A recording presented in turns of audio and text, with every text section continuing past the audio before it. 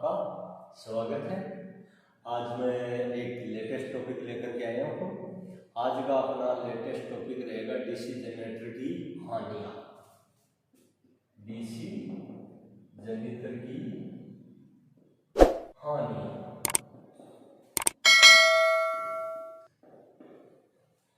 तो DC generator की हानियों को जानने के लिए पूरे वीडियो को अंत तक देखें और अंत में आपको मैं ये भी बताने वाला हूँ कि हानियों से क्या प्रभाव पड़ता है, दक्षता कैसे बदलती है, दक्षता और हानि के साथ में क्या संबंध है। तो ये सब जानने के लिए आप बने रहें इस वीडियो पर। थैंक यू दोस्तों। तो शुरू करता हूँ मैं डीसी जनरेटर की हानियाँ। हानियाँ क्या होती हैं कि डीसी जनरेटर में विद्युत शक्ति का वह व्यय या वह नुकसान जो बिना किसी उपयोग में या बिना किसी उपयोग के लिए ही नष्ट हो जाता है, जिसका हम कोई उपयोग नहीं कर सकते हैं, तो उन सबको हम क्या कहेंगे, हानियां कहेंगे। हानियां मुख्यतः है हम दो भागों में बांटते हैं।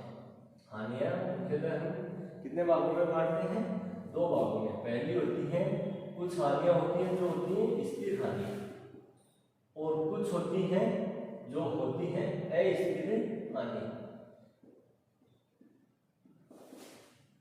स्थिर हानि कौन सी होती है कि वह हानि जो जनरेटर भले ही फुल लोड पे या नील लोड पर चले, जनरेटर भले ही फुल लोड पे चले या नील लोड पर चले, जो फिक्स है, जनरेटर अगर चल रहा है, कार्य कर रहा है, तो वो हानि फिक्स रहेगी, तो उसे हम क्या कहेंगे, स्थिर हानि। और अस्थिर हानि किसे कहेंगे कि वे हानियां जो जनरेटर पर लोड अवस्था के दौरान बदलती हों, कम लोड पर कम होती हैं, अधिक लोड पर बढ़ जाती हैं, तो उस प्रकार की हानियों को हम किसकी कैटेगरी में रखेंगे, अस्थिर हानियों की कैटेगरी। ये तो हो गई वैल्यू के आधार पर कि कोई स्थिर है और कोई अस्थिर। अब मैं बात करता हूं कि इलेक्ट्रिकल रूप से या वैद्युतिक प्रभावों में हानि किस प्रकार से होती है। तो देखो, वैद्युतिक और यांत्रिक रूपों में अगर हम देखते हैं तो हानियों को हम तीन भागों में बांटते हैं। कौन कौन सी? पहली हानि है हमारी ताम्र हानि, दूसरी हानि है अपनी लोहे हानि, और तीसरी हानि है यांत्रिक हानि। पढ़ लो दोस्तों, यही टाइम है पढ़ने का। तो तीसरी हानि अपनी यांत्रिक हानि रहेगी। पहली ताम्र हानि, दूसरी लोहा हानि और तीसरी यांत्रिक हानि। अब देखते हैं कि ताम्र हानि क्या है। ताम्र हानि को हम बोलते हैं शक्ति व्यय की हानि या शक्ति या धारा की हानि, विद्युत की हानि। कोई भी एक नाम दे सकते हैं। जबकि लोहे हानि को हम बोलते हैं चुंबकीय क्षेत्र की हानि, चुंबकीय क्षेत्र की हानि याद रह जाएगा। और यांत्रिक हानि अपनी घर्षण हानि भी अपन बोलते हैं।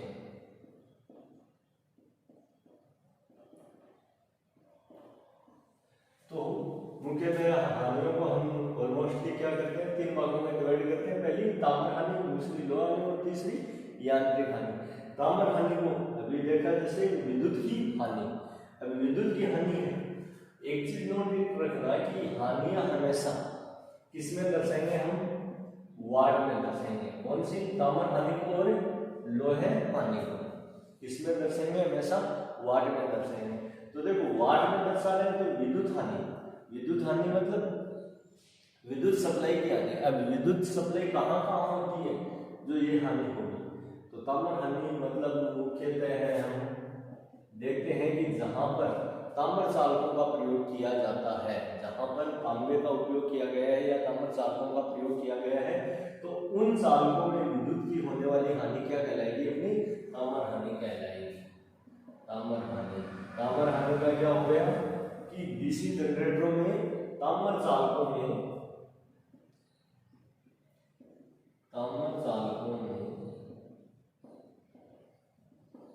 होने वाली विद्युत हानि की हानि को ताम्र हानि कहते हैं। क्या कहते हैं? ताम्र हानि कहते हैं। आगे समझ में। अब बात करते हैं कि ये ताम्र हानि होती कहाँ कहाँ है।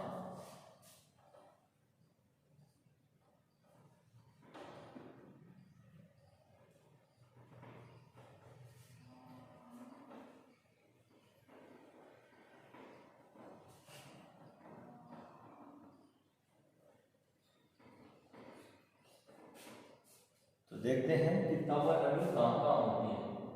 तो ताम्र हानि, तांबे का प्रयोग कहाँ कहाँ होता है? वाइंडिंगों में होता है। तो पहली वाइंडिंग कौन सी अपनी? Series winding. कौन सी? Series winding. दूसरी अपनी शंट वाइंडिंग। तीसरी, आपने देखा था कि कम्युटेशन लॉस होता है, उसके अंदर हमने इंटरपोलों का प्रयोग भी किया था। इसका इंटरपोल्स का। तो इंटरपोल्स वाइंडिंग भी होती है। एक अपनी आर्मेचर की खुद की वाइंडिंग भी होती है।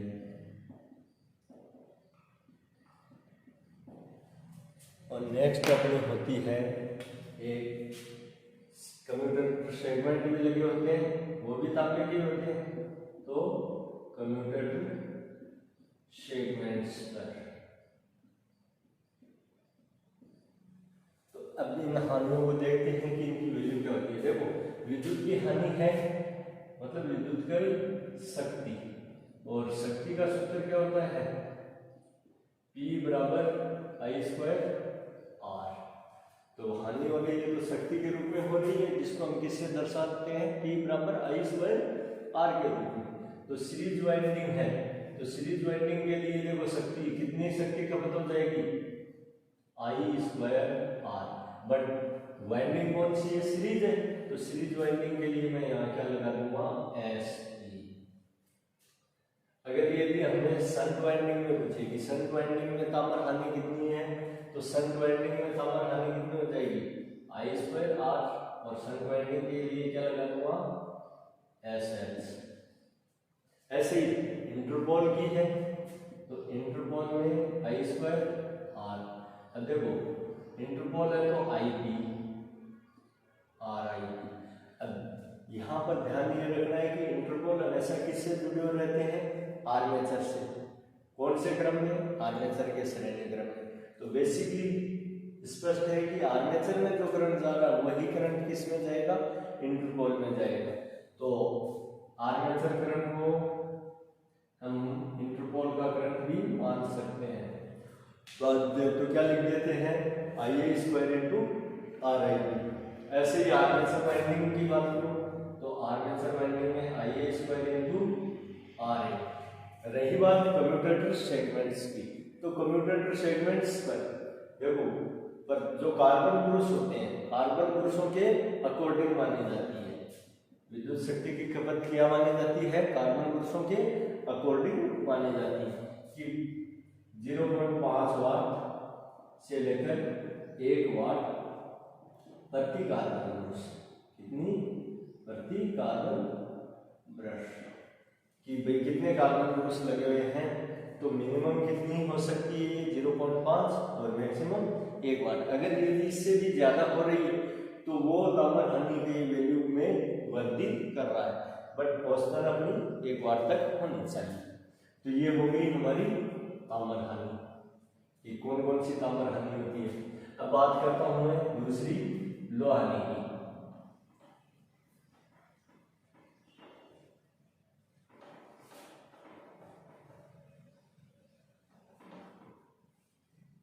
दूसरी में किसकी बात कर लेता हूं?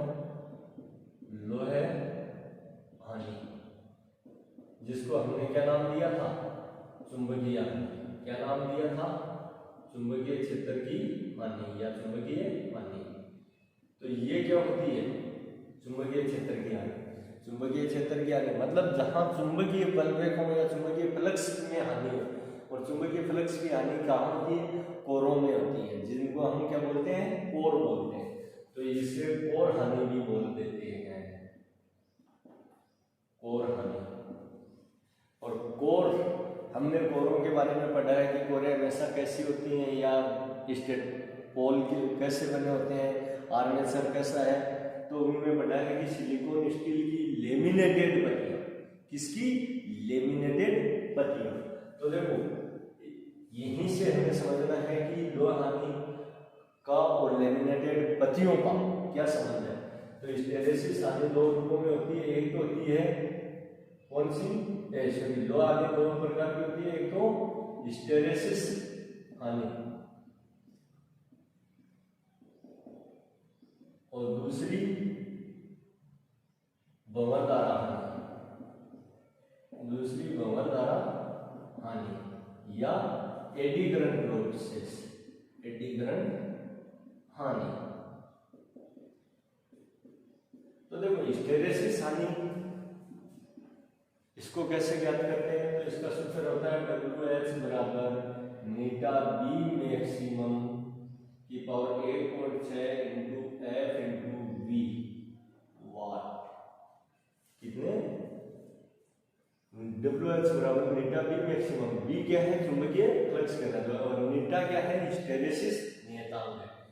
तो ये हानि किससे होती है, चुंबकीय कोर में। अब इस हानि को कम करने के लिए क्या किया जाता है, देखो फ्लक्स अपने को चाहिए, तो फ्लक्स के ऊपर तो ज्यादा दिमाग लगाना ही नहीं है कि हम फ्लक्स को डाउन कर लें। अगर फ्लक्स को डाउन कर लेंगे तो फाई कम हो गया, तो ई समानुपाती क्या होता है, फाई होता है, तो विद्युत वाहक बल है या वोल्टेज है वो क्या हो जाएंगे, अपने कम हो जाएंगे। तो इसको कम कैसे किया जाता है, इसको किया जाता है कम करने का उपाय, मैं यहाँ लिख देता हूँ, कम करने का उपाय। और कम करने का उपाय क्या है इसका, कम करने का उपाय क्या है कि जो पत्तीनुमा बनाई जाती है, क्या किया जाता है, पोल या कोर को पत्तीनुमा बनाया जाता है। भाई आपने पढ़ा है कि भाई पत्तीनुमा बनाते हैं, पोल कैसे होते हैं, सिलिकॉन स्टील की लेमिनेटेड पत्ती। तो वो पत्तीनुमा क्यों बनाते हैं, क्यों कि हिस्टैरिसीस हानि कम से कम हो, इसीलिए। दूसरी हमने पढ़ी है भंवरधारा हानि, और भंवरधारा हानि का सूत्र क्या है, WE बराबर B square into F square into T square watt. तो यहाँ पर इसको कम कैसे करेंगे, जो पत्तीनुमा है उनको क्या कर देंगे, कम करने का उपाय। तो इनको कम करने का उपाय क्या है, लेमिनेटेड किया जाता है।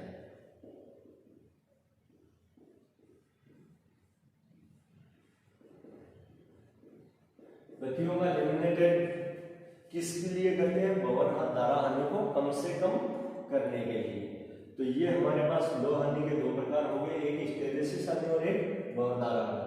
मैं आपको उतनी चीज बताऊंगा जो आपसे एग्जाम में एग्जामिनर पूछ सकता है, वही बेफिजूली चीजें पढ़ने से कोई साथ नहीं है, आपसे यही पूछा जा सकता है कि, तो जो क्वेश्चन आते हैं वही चीजें यहाँ बताई जा रही हैं।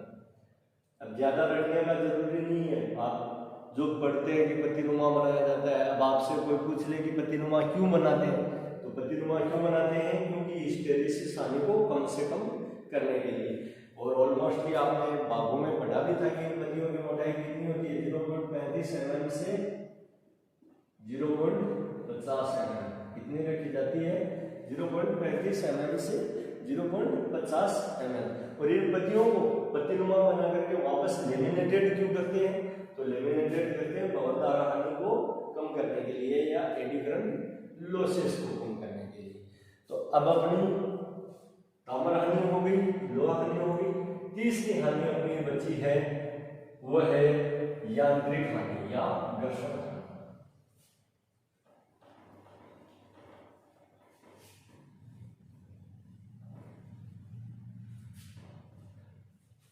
तीसरी हानि है अपनी यांत्रिक हानि, जिसे हम क्या बोलते हैं, घर्षण हानि।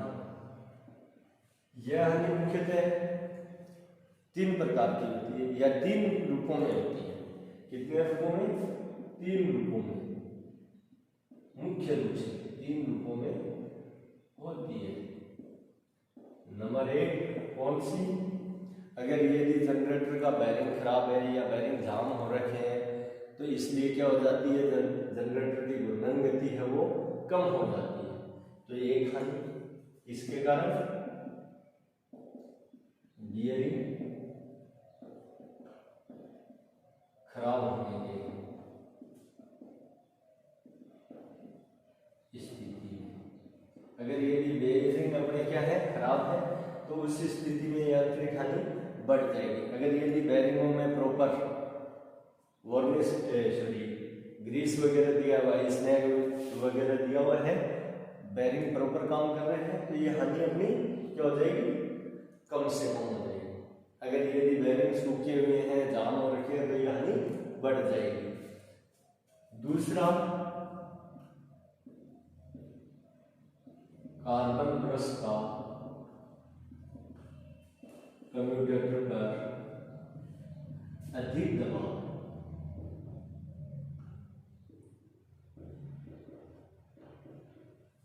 अगर यदि कार्बन ब्रशों द्वारा कम्यूटेटर पर एक निश्चित वैल्यू से अधिक दबाव दिया जाता है या स्प्रिंग से ज्यादा दबाव डाला जाता है कम्यूटेटर पर, तब भी क्या हो जाता है कि जनरेटर के घूर्णन गति में बाधा आ जाती है, थोड़ी कम हो जाती है घूर्णन गति। अब आपको पता ही है कि भार का मान कितना होना चाहिए, स्प्रिंग द्वारा कम्यूटेटर पर कितना दबाव डाला जा सकता है, तो 0.1 kg से 0.25 kg प्रति सेमी स्क्वायर का बल डाला जाता है। तो ये भी वैल्यू अपनी याद रखनी है। नेक्स्ट तीसरा है कूलिंग फैन पर वायु घर्षण। कूलिंग फैन पर क्या हो, वायु घर्षण हो रहा है। अगर ये भी अपन ने जनरेटर चला रखा है और जनरेटर में कूलिंग फैन इस दिशा में घूम रहा है, इस दिशा में, इस दिशा में, और इसके अपोजिट प्राकृतिक वायु का दाब है वो क्या है, इसके अपोजिट है, तो भी क्या हो जाएगी, थोड़ी सी घूर्णन गति में कमी आ जाएगी। तो ये वायु घर्षण विपरीत होने के कारण भी हानि होती है। अगर ये घुमाव की दिशा में ही वायु का दबाव लगा हुआ इसी दिशा में, भाई ये दबाव न होकर के क्या हो जाए, ये दबाव नहीं हो और ये दबाव हो, तब तो क्या हो जाएगी, ये हानि 0 हो जाएगी वायु घर्षण की। बट अपोजिट होने पर ये हानि उत्पन्न होती है। तो अभी यहाँ से मुझे बताइए कि ये हानि स्थिर है या अस्थिर है। तो देखो, बेयरिंग खराब हो सकते हैं, ये हानि बदलती रहती है। कभी बेयरिंग सूखे हैं, अपन ने उनमें प्रॉपर ऑयल वगैरह या ग्रीस वगैरह नहीं डाला है, तो हानि बढ़ सकती है। वायु का भी दबाव कभी भी परिवर्तित हो सकता है और स्प्रिंग का दबाव अपने को फिक्स रख सकते हैं। तो ये मतलब ऑलमोस्टली अस्थिर के रूप में ही आती है। तो ये थी अपनी 3 प्रकार की हानियां। कौन कौन सी? अब इनमें से जो जो हानियां स्थिर है वो स्थिर हानि की कैटेगरी में आएंगी और जो अस्थिर है वो अस्थिर की कैटेगरी में आएंगी। तो स्थिर हानि कौन सी होंगी और अस्थिर की कैटेगरी में कौन सी आएगी?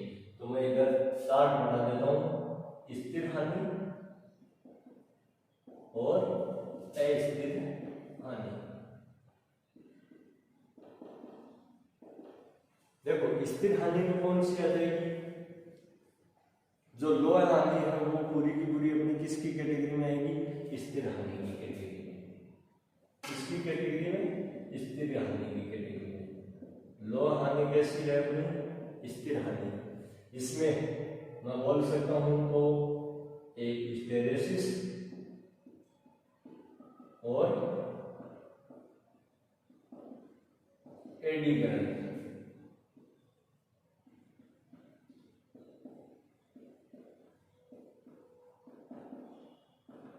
नंबर 1 पर हिस्टैरिसीस हानि और नंबर 2 पर एडी करंट हानि, दोनों क्या है? स्थिर हानियां हैं। तीसरी, अब इधर देखते हैं अस्थिर हानि। अस्थिर हानि में आपने पढ़ा है कि तामर हानि में IA² इंटू RA आर्मेचर के लिए। अब अगर ये भी ए का मान बदल रहा है, आर्मेचर करंट का मान बदल रहा है, तो क्या हो रहा है? हानि कम ज्यादा हो गई है। तो इधर कौन सी हो गई? तामर हानि। इधर कौन सी? तामर हानि। और तामर हानि में भी कौन कौन सी देखना है अपने को? तो पहली आर्मेचर हानि, आर्मेचर में तामर हानि। दूसरी अपन बात कर रहे थे सीरीज की, तो सीरीज के लिए हमने क्या सूत्र लिया था? सीरीज का सूत्र लिया था ISC² इंटू RSC। अब देखो सीरीज वाइंडिंग किससे जुड़ी हुई है? आर्मेचर से, और हमने जनरेटर में पढ़ाया IA बराबर ISC। तो अगर यदि आर्मेचर करंट बढ़ रहा है तो सीरीज करंट भी बढ़ जाएगा। तो इस स्थिति में सीरीज की हानि भी क्या हो रही है? परिवर्तित हो रही है। तो B पर क्या हो गई? सीरीज वाइंडिंग में तामर हानि। अब बात करते हैं शंट वाइंडिंग की। तो शंट वाइंडिंग में तामर हानि कितनी है? ये लो ISH और SH। बट हमें पता है कि देखो प्रतिरोध तो स्थिर रहेगा, बट मैन डिपेंड किस पे? धारा पे कर रही है हानि। तो शंट में क्या है? धारा हमेशा एक समान रहती है, भले लोड कम हो या ज्यादा हो, कोई फर्क नहीं पड़ता है शंट वाइंडिंग की धारा का। तो इधर क्या आ जाएगी? लो हानि की है तो दोनों रूप आ गए। अब तामर हानि में कौन सी आ जाएगी? शंट फील्ड की तामर हानि। शंट फील्ड में जो तामर हानि होती है वो किस प्रकार की हानि होती है? स्थिर हानि होती है, जबकि सीरीज और आर्मेचर की अस्थिर होती है। इसके अलावा अपन ने पढ़ा था इंटरपोलों की हानियां। तो इंटरपोल भी आर्मेचर के सीरीज में है, तो इंटरपोल वाइंडिंग में तामर हानि। इसके अलावा अपन ने पढ़ा था कि कार्बन पुरुष संपर्क। तो कार्बन पुरुष संपर्क का हमने लिया है कि वो प्रति कार्बन पुरुष के अकॉर्डिंग है और उसकी वैल्यू लगभग स्थिर रहती है। तो यहां पर कम्यूटेटर व कार्बन ब्रश संपर्क की तामर हानि, ये भी इसकी स्थिर आ जाएगी C और D। इधर जो यांत्रिक हानियां पड़ी है अपने, वो सारी की सारी क्या है? अस्थिर हानि है। तो हमारे पास हानियों को हम इस प्रकार से दो भागों में बांट सकते हैं, एक स्थिर हानि और दूसरी अस्थिर हानि। तो थैंक यू दोस्तों, उम्मीद करता हूँ कि आपको अच्छे से डीसी जनरेटर की हानियां समझ में आ गई हो।